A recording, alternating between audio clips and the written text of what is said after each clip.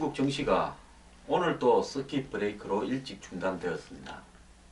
자, 서킷 브레이크라는 것은 하루에 5% 이상 변동이 있으면 15분간 쉬고 또 하루에 7% 이상 변동이 있으면 그 시간에 바로 장이 중지되는 겁니다. 그래서 지난 4일 첫 장에서 그게 걸렸는데요. 5, 6일 이틀 떠마더니만 오늘 또 서킷 브레이크가 걸렸습니다. 중국에는 이런 농담이 있습니다.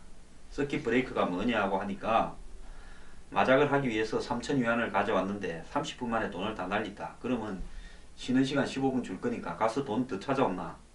그래 가져와서 또 잃어버리면 오늘 너는 이제 도박이 끝이다.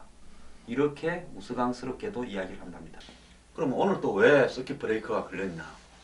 주 원인은 중국의 위안화를 계속 평가절하해서 환율을 올리니까 위안화 가치가 하락을 하니까 앞으로 위안화 가치가 더 하락하기 전에 주식시장에서 돈을 빼가지고 현금화 한 다음에 빠져나가는 것이 좋겠다라는 이런 외국 투자자나 중화권의 투자자의 유출 때문에 그렇다. 이렇게 해석을 하는데요. 또 다른, 저는 이것은 핑계라고 봅니다. 중국 정부가 이 매도 제한을 주요 주주나 5% 이상 주주에 대해서 지난 7월 8일 날 해서 그것이 1월 8일 날 풀린다. 즉 1월 8일부터 주식을 많이 가지고 있는 대주주나 5% 이상 주주가 자기 주식을 팔던 걸 6개월간 이제 팔 수 있게 됐는데 정부가 대주주의 지분 매각에 제한을 두는 새로운 조치를 7일 오늘 발표했습니다. 이거는 거의 8일부터 팔게 해주면 주식시장이 거의 문 닫아버릴 겁니다. 정부 매도 사태가 벌어졌어요. 그래서 또 매도 제한 규정을 발표했습니다. 이건 9일부터 시행이 되는데요. 중국의 정권감시위원회가 한 건데 대규모 지분 감축 때 뒤따를 시장 충격을 완화하기 위해서 대주주가 3개월 내에 주식시장을 통해 매각할 수 있는 지분 총수가 총 지분의 1%를 넘지 않도록 했다는 거죠. 그러니까 전체 주식의 1% 이상은 못 판다는 겁니다. 3개월 내에.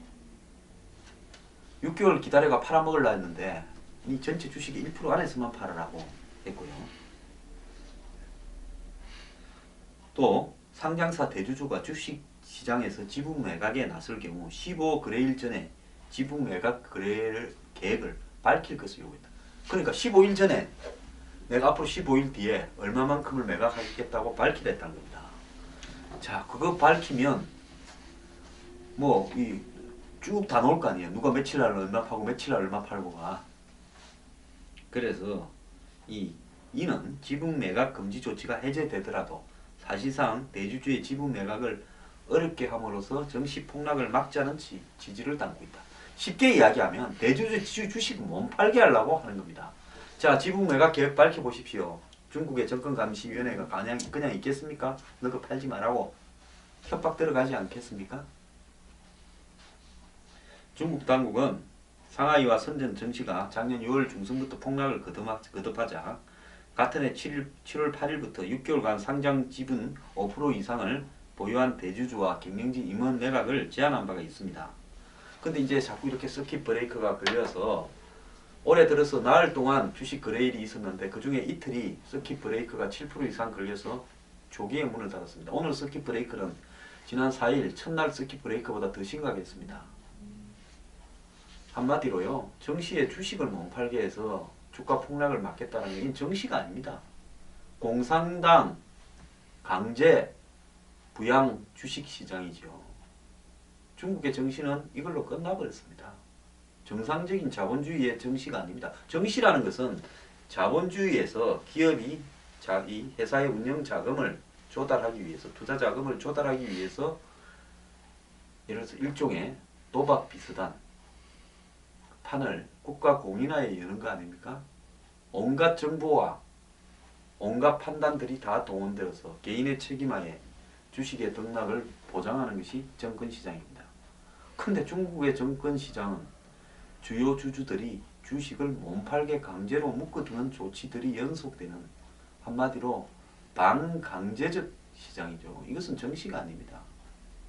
제가 볼 때 중국은 정시가 끝이 났고요. 정시가 끝이 났다는 것은 중국의 최전원 공산주의 정치체제는 그리고 시장 체제를 이 경제에 적용한 이 모순점이 이제 한계에 왔다라고 볼 수밖에 없습니다. 중국 정부가 언제까지 이 짓을 할지 모르겠는데 제가 볼 때는 시체를 인공호흡하고 있는 단계다 이래 보고 있습니다. 그래서 아무리 강제적으로 주식 몽팔게 해도 끝나버린 정시가 회복은 안 될 거라고 보고 있습니다. 자, 중국이 이렇게 되어 간다면 결국은 중국의 정시에서 제값을 받을 만한 우량 기업들, 즉 매출이나 순이익이 많이 나는 기업들이 사라져 간다는 걸 의미하는 거고요. 이 부분은 정부가 아무리 노력해도 더 이상 중국의 정시를 더 바칠 수 없다라는 것을 의미하는 겁니다.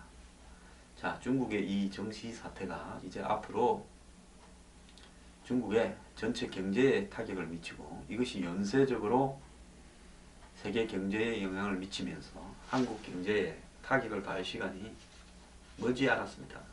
굉장히 조심히 대비해야 됩니다. 제가 작년 6월, 7월 중국의 정시 폭락 사태 때 이건 끝난 게임이다라고 이야기하지 않았습니까? 그동안에 마치 주사, 히로뽕 주사 다 나와가지고 끌고 왔는데 이제 더 이상 그 주사로도 바치기가 어렵게 되어버렸습니다. 정말 우리 모두 굉장히 조심해야 될 것 같습니다.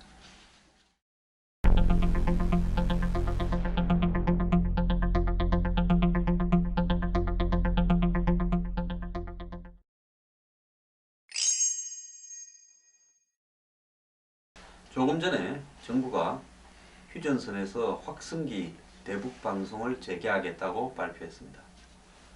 핵의 확성기로 대체하는 것이 좀 격이 안 맞는 부분인데요. 어쨌거나 북한이 비정상적인 상황을 만든다면 재개하겠다라고 했기 때문에 하는 것이 원칙이고 잘한 일이라고 봅니다.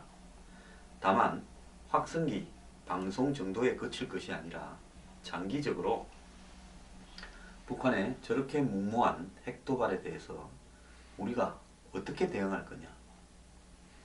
핵을 폐기할 수 없는 것이 명백하다면 우리가 동일한 무게의 핵을 가져야 되는데 독자적인 핵 개발은 한국이 할 수 없습니다. 현실적으로. 국제관계를 고려할 때요.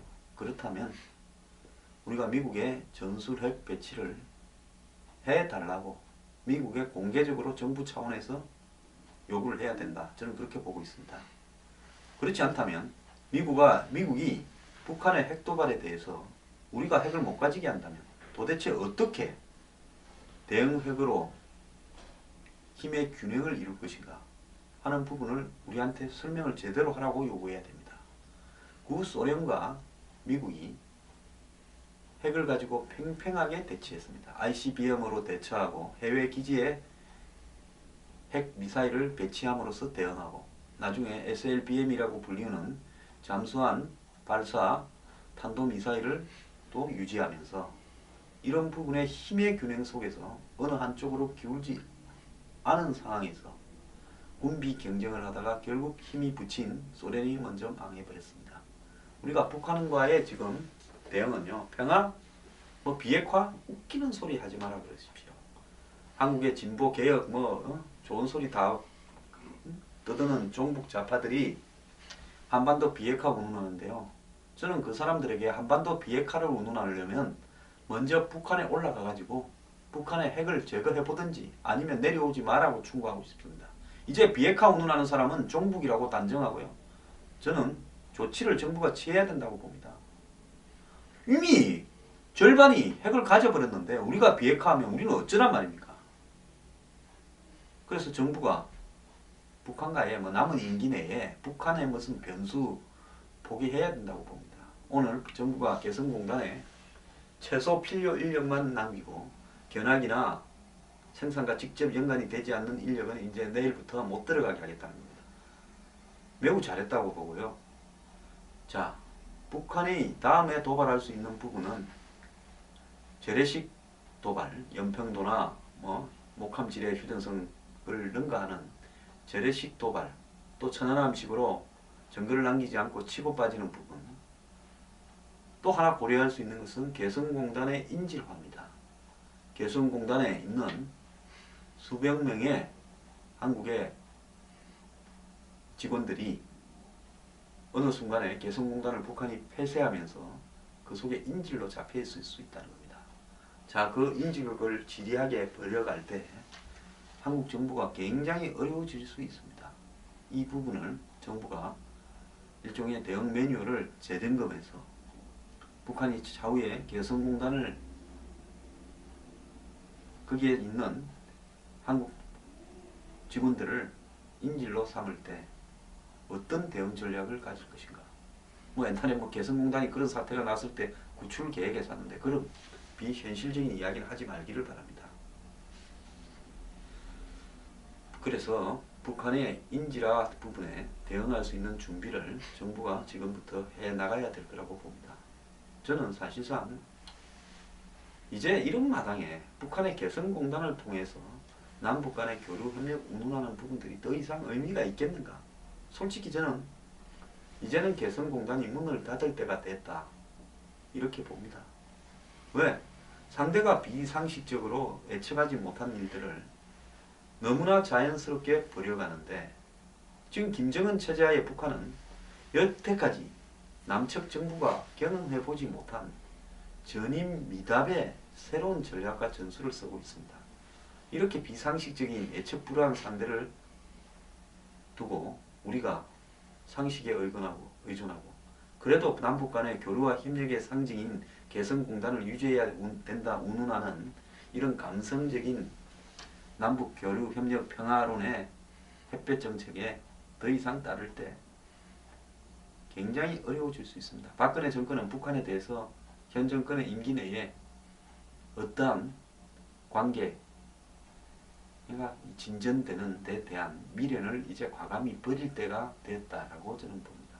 오히려 북한 리스크를 잘 관리함으로써 보수 정권이 할 수 있는 최상의 일들을 해야 된다. 그렇게 생각합니다.